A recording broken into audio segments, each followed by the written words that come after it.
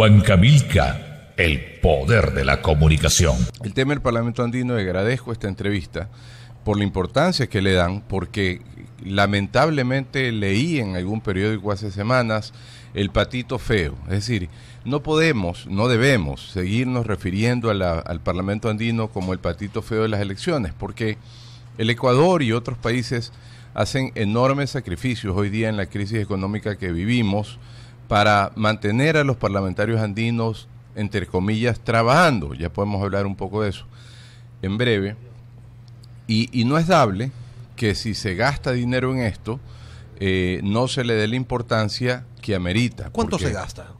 Bueno, son 5 asambleístas, cada asambleísta gana al menos $5,000, más los viáticos de una semana en Bogotá al mes, más al menos 3 asesores, que es lo que le permiten. Cada asesor pudiera ganar, de acuerdo a los grados, entre 1.500 y 2.500.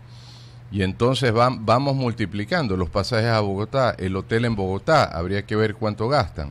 Pero fíjese, ese es otro misterio enormemente guardado. Si usted entra a la página del Parlamento Andino, no hay presupuestos, no hay gastos, no hay rendición de cuentas, no hay absolutamente nada de información vital para saber si es dable o no mantener el Parlamento Andino, y sin duda que lo es, siempre y cuando hagan su trabajo, y de eso justamente se tratan nuestras propuestas en la lista 1. Pero hablemos de costo-beneficio. Exactamente. Es que ese es el tema. El Parlamento es una institución. ¿Qué se puede hacer? Es una institución que se creó, fíjese, en el 79, empezó a funcionar en 1984, y funciona y debió funcionar como un órgano de una especie de tanque de pensamiento de la comunidad andina.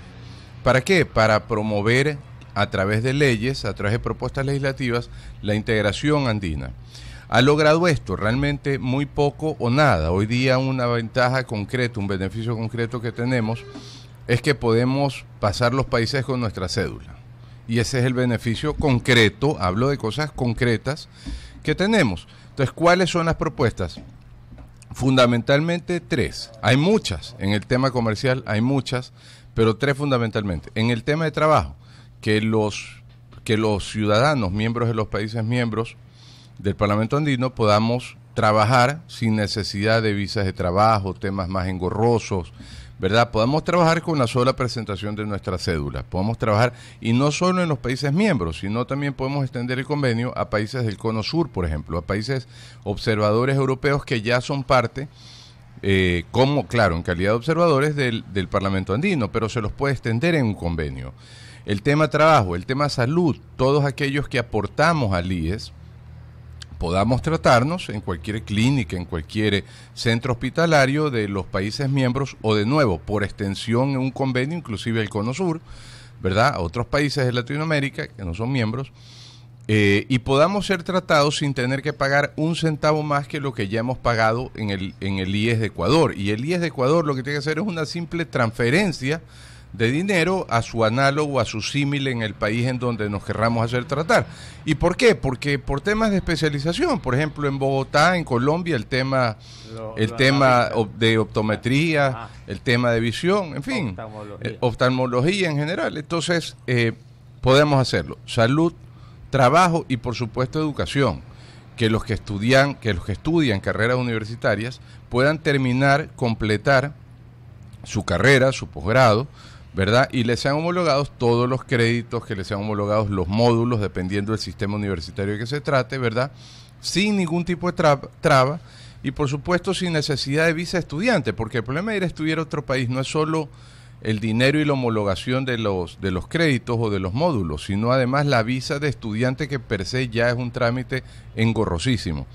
Y estas son 3 propuestas, digamos, yo creo fundamentales, no únicas, porque en el tema comercial hay cientos de cosas que se pueden hacer, pero la primera gran propuesta que vamos a hacer apenas toquemos la alfombra del Parlamento Andino es que todas las resoluciones tengan el carácter de vinculante y de obligatoria ratificación en los parlamentos y asambleas de los países miembros, porque si esa primera propuesta no pasa, así como firmamos el convenio con Europa y tiene que ratificarse en el Ecuador y también, por supuesto, en el Parlamento Europeo. Así debería funcionar. Si eso no ocurre, vamos a seguir viviendo más de lo mismo, es decir, gastando dinero sin que... Y nadie sabe lo que hace. Pero, por supuesto, sin que tengamos resultados concretos.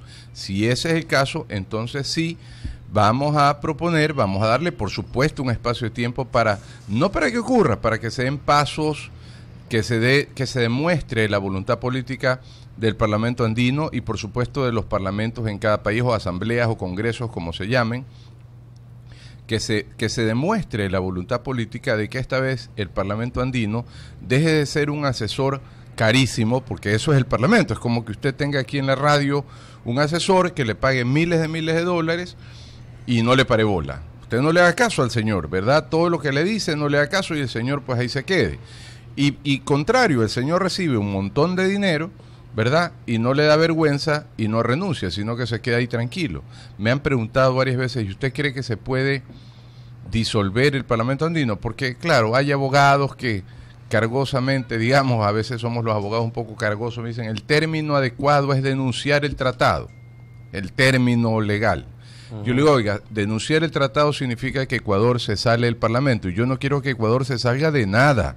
Yo quiero que los ecuatorianos que estemos en el Parlamento, ¿verdad?, demostremos que Ecuador es un país que no solamente puede trabajar, sino que hace trabajar, porque lamentablemente parecería que los parlamentarios que han estado de todos los países no han logrado que esto funcione. Y esto puede funcionar, pero muy bien. Y dirá, y entonces si no funciona lo disuelven, ¿y cómo lo disuelve? Bueno, a través de las redes sociales. Hoy día se puede verificar quién llega temprano, quién llega puntual, quién presenta propuestas, quién, por ejemplo, se compromete a ir a sus asambleas, a sus parlamentos nacionales, a proponer que pase un proyecto de ley con una disposición única, y es que las resoluciones del Parlamento andino deban de ser de obligatoria ratificación. Yo le quiero comentar una cosa, mi estimado Lenín, también, es que estas propuestas que hemos hecho, cosa curiosa, yo hasta las anteriores elecciones parlamentarias andinas no había escuchado, y he buscado en internet, no he encontrado, puede ser que haya buscado mal, pero no he encontrado ninguna propuesta de parlamentario andino, ni una sola. No. De antes, ni una. Ahora, y yo me alegro por esto, no quiero decir que digamos, soy una especie de superhéroe, pero sí quiero hacer notar que con nuestras propuestas y con esta voz que he dicho, y que creo que es primera vez que se escucha firme, diciendo, señores, el Parlamento ahora sí va a funcionar, y si no funciona nos vamos a la casa todos, ¿verdad? Si no funciona, pero va a funcionar. Yo estoy seguro que el nuevo Parlamento va a demostrar la voluntad política y la capacidad legislativa. Son 5 por Ecuador, son ¿no? 5 por país, por sí. Ecuador también.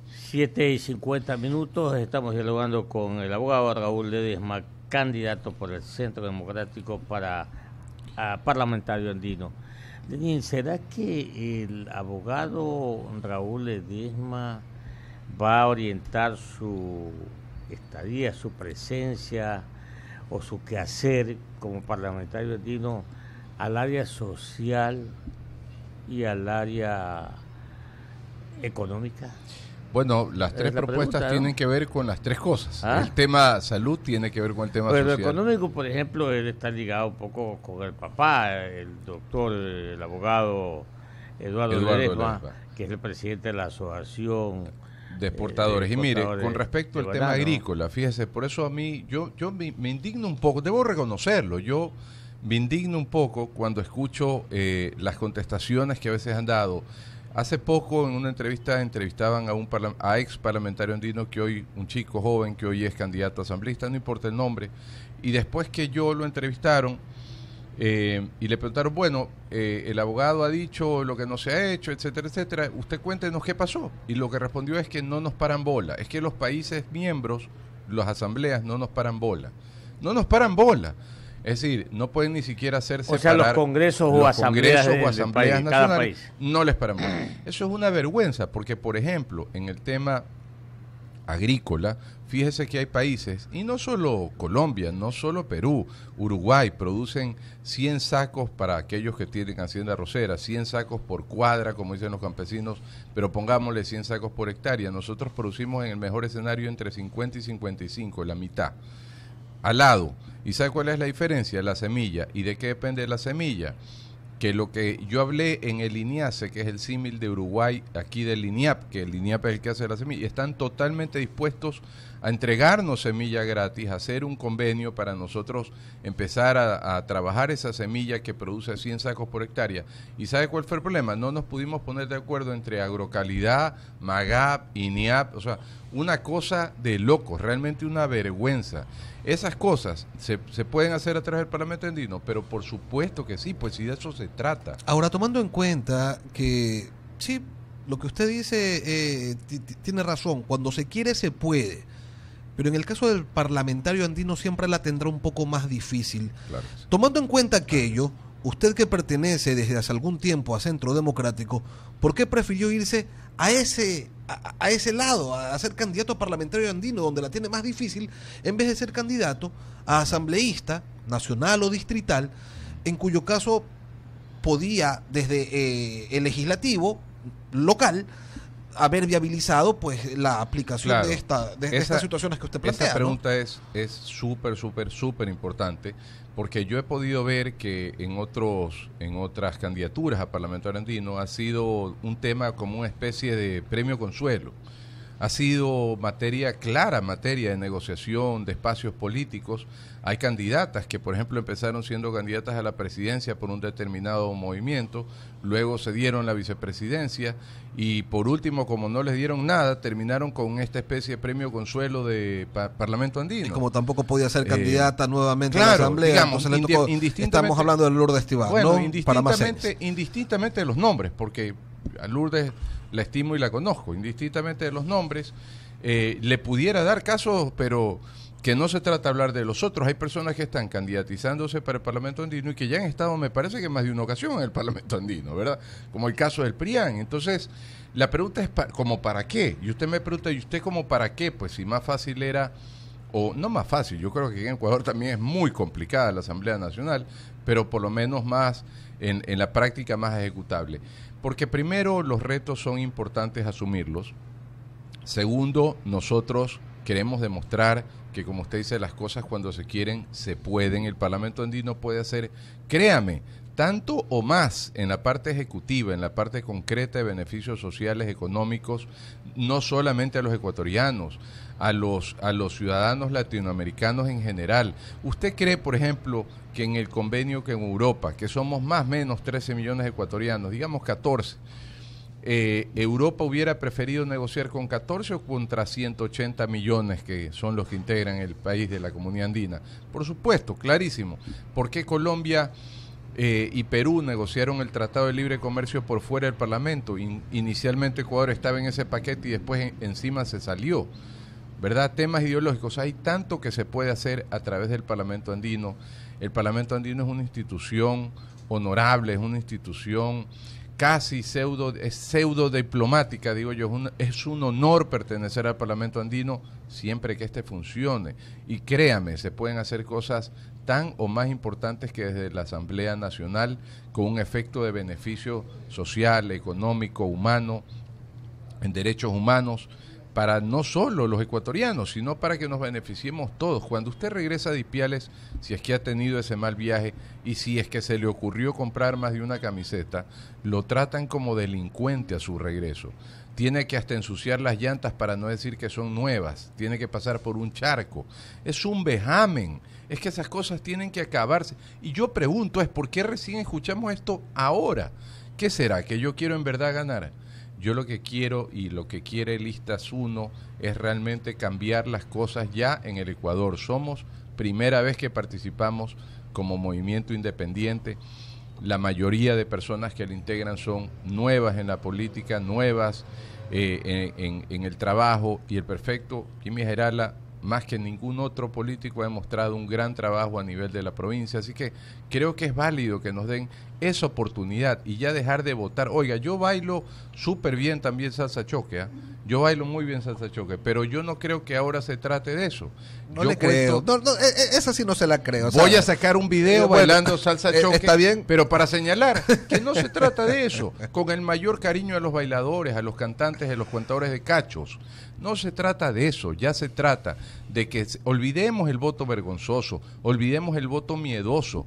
Hay que votar con orgullo, hay que decir, yo voté por Ledesma y voy a volver a votar. Yo voté por la lista 1 y voy a volver a votar. Ya olvidémonos esto del voto miedoso, el voto vergonzoso. Hay que empezar a sentir el voto orgulloso. ¿Cuántos votos al menos se requiere, se necesita para poder llegar? 1 millón de votos para entrar al Parlamento. Un montón de votos, 1 millón. 1 millón con el voto de la minoría. Ok, 1 millón para entrar como minoría. Como minoría, el método es el método de Webster, que el voto uninominal sí suma, sí cuenta como un voto, digamos. Como un voto. ¿No? Pero sí, no es fácil, lo tengo absolutamente claro, es un reto. No quiero sonar trillado, pero he recibido el cariño de las personas, por supuesto que sí. Y lo que más me han dicho es, unas me han dicho, yo no sabía que estabas en hoy, por eso agradezco a esta radio y a otras que me permiten dar a conocer, primero que estoy en esta empresa, en esta nueva campaña, y segundo, yo no sabía que existía el Parlamento Andino. A mí me sorprende que Ecuador haya mandado a tantos parlamentarios andinos, porque ahora se eligen, antes se mandaban a dedo. Antes el Congreso Nacional igual los elegía, pero a dedo, y los enviaba al Parlamento Andino. Y entonces la pregunta es, ¿por qué hemos demorado tanto? ¿Por qué seguimos perdiendo el tiempo? Debemos, como decía el prefecto general alguna vez, no hay que empezar de cero, hay que hay que mejorar lo que se pueda mejorar, hacer lo que no se ha hecho, pero no volver a empezar. Pero acá pareciera en el Parlamento que ni siquiera hemos arrancado, que estamos todavía ni siquiera en la meta, como calentando los músculos para salir a correr. Eso, ecuatorianos que me escuchan, guayacenses, en la red, gente del Ecuador que vive en todas partes del mundo, por favor, votemos con conciencia y votemos por gente que realmente quiera trabajar y quiera ir a hacer algo. No sea este un premio consuelo ni un tema de negociación política, sino un tema de trabajo real. Y a usted le toca recorrer todo el país, ¿no? Todo el país y por las limitaciones presupuestarias es prácticamente imposible, pero me estoy concentrando en las principales capitales, por supuesto en la provincia de Guayas, en Azuay, en Pichincha, en Esmeraldas, también hemos ido a Los Ríos, estamos por ir a Pastaza, que es un sitio que tenemos una importante fortaleza electoral, pero por supuesto va a ser imposible poder recorrer. En Manabí estuvimos también y vamos a regresar, pero es imposible recorrer el Ecuador entero, ¿no? Economista. Bueno, son las 7:51 aquí en Guayaquil, Ecuador continental. Finalmente, abogado Ledesma, ahora en Guayas, o de aquí se va a Manabí, o se va a El Oro, o se va a Pichincha. ¿Dónde va? No, esta semana hasta el jueves vamos a estar aquí en Guayas, y de ahí tenemos en Azuay una agenda de medios muy interesante y unas visitas por varias zonas del Azuay, no solo en Cuenca, sino en las zonas de Gualaceo, en Ricaute, en general en las zonas aledañas. Vamos a estar en Azuay esta semana. Y el fin de semana vamos a estar también en Guayas, en la zona rural. Esta semana nos toca fundamentalmente Guayas, la próxima semana nos toca ya, quiero ir a Chimborazo, quiero ir a la Sierra Central, a saludar un poco, ¿verdad? Por supuesto a Galápagos, me decía el otro día un amigo de Galápagos, oye, pero acá no llega ni el respiro de la política, no, nadie, a Galápagos no llega nadie. Le dije, la verdad es que hay que visitar Galápagos, hay que dejar de pensar que lo menos es menos, a veces lo menos es más. Hay que empezar a darle atención, y Galápagos, por ejemplo, es un ámbito que tiene para el Parlamento Andino en el tema turístico un sinnúmero, infinidad de posibilidades. Lo que pasa es que lamentablemente, de nuevo, no es por achacar a nadie, pero qué pena que sigamos buscando los conocidos versus los conocedores. Yo no digo que yo soy un erudito en absolutamente todo, pero creo que mi carrera como abogado, los cargos públicos que he podido tener, me han permitido lograr una capacidad, me han permitido lograr una experiencia que favorablemente para mí no todos lo tienen. Adicionalmente, mi tradición política, mi tradición familiar, mi padre Eduardo Ledesma, mi abuelo Raúl Clemente Ledesma, mis tíos Javier Ledesma, yo siempre he estado contagiado no con la política, sino con la disposición de servir a las personas, y he aprendido que eso es lo importante. Yo creo que ecuatorianos, guayacenses que me escuchan, gente del mundo a través de internet, hora de votar con conciencia, hora de votar por quien confíen y en quien crean, no en quien les dé más camisetas, quien sea más guapo, quien cuente mejores cachos. Las ondas hercianas de esta radio llegan a la provincia de Bolívar, a la provincia del Oro, a la provincia de Los Ríos, a la provincia de Santa Elena, a la provincia del Guayas, a todo el sur de Manaví. Casualmente el día sábado tuve que ir a un compromiso de mi hermana en Manta y la llevé a la radio hasta Montecristi. Hasta allí le llegó la... Sí. Increíble. Ya, mire usted. Entonces, lo escuchan, tenemos alcance y obviamente, pues Claro. ojalá hayan captado los Claro. oyentes, que tenemos muchos en la provincia de Bolívar, hay muchos oyentes, y en El Oro, en Machala, adentro también Claro. hay muchos radio escuchas. Bueno, Y entonces que lo reciban pues el día así que vaya. es. Y de a nuevo, visitarlos. agradecerles esta oportunidad y pedirles que inviten a otros parlamentarios andinos. Yo creo que es interesantísimo. ¿Por qué no arma un debate? Bueno, he solicitado a un par de universidades, están revisándolo. Tuvimos una apertura muy importante en la UES. Hicieron no un debate, pero al menos una presentación de Voy a propuestas. pedirle a Eduardo Mendoza, Mendoza, presidente de AER. De AER, sí. Yo soy miembro del directorio también, para ver si hacemos un debate con los parlamentarios. Mire, andinos. yo me alegro que ahora algo escucho de las propuestas, por ejemplo, de que sean vinculantes y de obligatoria ratificación. Casualmente ya Lourdes hizo eco de esa propuesta. Hay otro señor que no reconozco el nombre, que también ha dicho que la va a disolver, pero es que no se trata de ir a disolver, porque entonces ¿para qué vamos? Se trata de ir a hacer que funcione. Si no funciona, entonces posiblemente podríamos pensar en la disolución, pero inicialmente hay que ser positivo y demostrar que puede funcionar. Pero sí sería interesante escuchar a los otros parlamentarios, a otros parlamentarios, candidatos, para saber si tienen alguna idea de lo que creen o pueden o saben que van a hacer. O si están preparados, digámoslo así. Bueno, habría que escucharlos y ojalá los espacios y los medios dejen de tildar al Parlamento andino, algunos, no todos por supuesto, como el patito feo de las elecciones. ¿Y No lo es. cuántas listas hay para Son 21 listas. 21 listas? Para Y a 5. ustedes les toca pelear con sus aliados, pues, ¿no? Porque A todos contra todos, efectivamente. ustedes que respaldan Contra a la Paco ID, Moncayo si está les Lourdes. toca contra la ID, contra Pachacuti, contra todos. Contra Claro. todos. De hecho, todos han hecho listas individuales. Todos han hecho ¿Y listas por qué ahí no individuales. se pusieron de Parlamentario acuerdo? Bueno, de nuevo, yo creo que fue en algunos grupos, no importa cuáles, yo creo que fue parte de esta especie de premio consuelo o poder darle espacios a gente que no pudieron poner en otros. Yo creo que responde a eso porque además lo pude ver bastante de cerca. En el caso del Centro Democrático no fue así y no fue así desde el comienzo. Y no fue así desde el comienzo. Nosotros estructuramos nuestras listas de acuerdo a personas que primero tenían el interés de participar para el cargo al que postulan, que tenían realmente interés, y segundo, que tenían la capacitación, que tenían la formación para poder ir a trabajar en esos cargos que postulan, porque O sea, no es que a usted le dieron ser primero en la lista de parlamentario andino como premio consuelo, No, porque, no es que me dijeron- porque no lo pudieron colocar Claro, como candidato no. asambleísta porque tuvieron que meter a Imagínese. otras personas que no pertenecían a Centro Democrático. imagínense, no fue así. No Ok. fue así. No es que me dijeron, ¿vas tercero o primero el Parlamento andino? No fue así. Yo siempre dije que había que recuperar el Parlamento andino, una institución tan pero tan importante, créame. Usted podrá preguntarle a diplomáticos de carrera como el doctor Estarellas, a diplomáticos guayaquileños, mi propio tío, Reinaldo Huerta Ortega, Claro. y verá que el Parlamento andino es sin duda alguna una institución muy pero muy importante, a través de la cual se pueden hacer enormes cosas en favor de Ecuador y de, por supuesto, los países miembros y de Latinoamérica entera. Y me parece honestamente vergonzoso que hasta el momento en Ecuador, y no solo en Ecuador, también en otros países, no se le haya dado la importancia que merece el Parlamento y la capacidad de gestión que merece el Parlamento. Yo creo que esa fue nuestra decisión, ir hacia esto, demostrar que se puede, ¿verdad? Con mucho trabajo sí, con mucho esfuerzo sí, cuesta arriba puede ser, vamos a hacer mucho uso de los medios, vamos a ver Yo alguna vez tuve la oportunidad de ir al Parlamento como observador, porque es público. Usted puede entrar, así como a la Asamblea, puede entrar como público, como invitado a una sesión. Y yo salía más o menos a las 9 de la mañana del hotel en Bogotá. Y cuando yo salía, llegaban parlamentarios de la noche anterior que había conocido el día.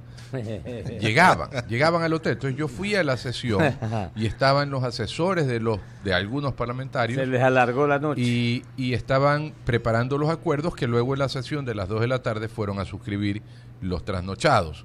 Entonces, esas vergüenzas hay que denunciarlas, hay que demostrarlas a través de las redes, hay que presentarlas en vivo, ¿verdad? Hoy día hay tantas herramientas de comunicación que se pueden aprovechar, y no es para hacer quedar mal a nadie, es simplemente para que sepan que van a tener que trabajar, o Latinoamérica entera y el mundo va a conocer quién no trabaja, quién sí trabaja y quién tiene interés y voluntad política de que el Parlamento vuelva a ser lo que siempre debió y para lo que se creó. Muy bien, muchas gracias por estar con nosotros. Salude a su tío Javier, muy amigo. Por supuesto, también. está muy bien todavía. Está muy bien. Todavía está bien. Sí, sí. Qué ¿Cuántos bien. años tiene Javier?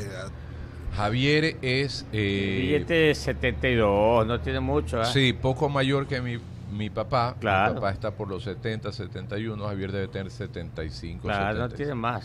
Sí, personaje Pero- personaje de la política de los años 80, Claro. 90. Y de la ID. Que, Y de la idea. de la izquierda democrática, que hoy está en el centro de la polémica, por el tema de Brecht. Él denunció el contrato del trasvase de Santa Elena, ¿Quién, Javier? por supuesto, Ya. claro que sí, y ejerció tanta presión que el contralor de la época no dio la autorización para que se firme alguna de las fases de esa obra, porque él denunciaba que había Hay que irregularidades. sacarlo, entonces, Hay que, lo buscar a no Javier. estaría de más conversar con él para que nos cuente los pormenores de esa labor de fiscalización en aquellos tiempos en los que sí se fiscalizaba Claro. y sí se obtenían resultados producto de las investigaciones que desarrollaban los congresistas. Pero Nos eso eran vamos. otros tiempos. Muchas gracias.